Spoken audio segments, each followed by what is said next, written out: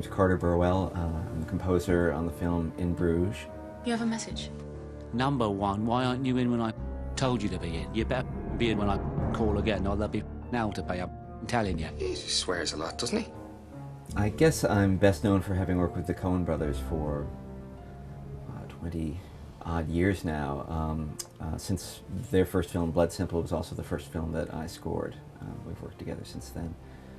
And I've done other things along the way. Some interesting films with Spike Jonze, like Being John Malkovich, and I think I've probably done 60 film scores by now. But probably I'm most my name is most associated with the films of Joel and Ethan Coen. I'm not certain how In Bruges first came to me. It was one of those things where my agent sent me the script. I assumed that was at the request of Martin McDonagh, who was the writer and director, but Martin and I never actually spoke about exactly why he wanted it sent to me. After having this conversation with Martin to talk about the general themes of the film, then I go home and into my studio, sit at the piano, and try to think of musical equivalents, something that expresses musically all the things we're talking about. And I guess in some ways that's one of the essential parts of what I do, is being able to make that translation from words and concepts to music. On some level, my approach is pretty similar to most of the composers I know, where what I'm trying to do is bring something to the film that isn't there already.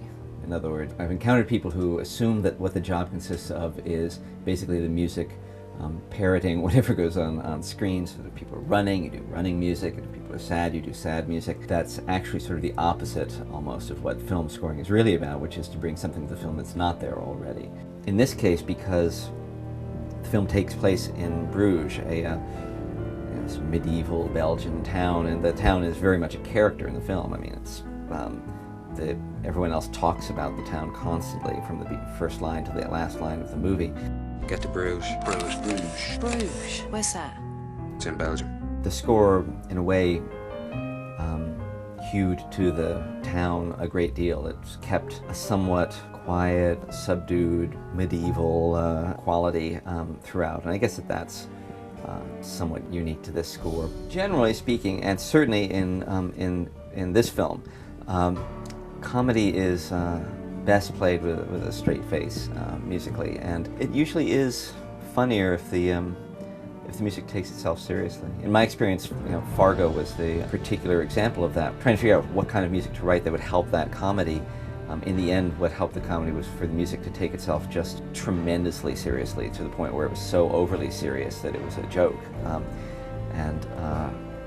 Usually that approach, in my experience, works better than trying to somehow write music that will be comedic. And I'm working on Coen Brothers' next film at this moment. It's called Burn After Reading, and it's very much a comedy. It's nothing else. It is a comedy. But the only thing that sells the comedy is again, the music just being very serious. And it can't. It's an interesting job, I can say, because it's serious, but you can't even say what it's supposed to be serious about. It's not. You can't take the emotions of the character seriously, because that kind of fights the comedy.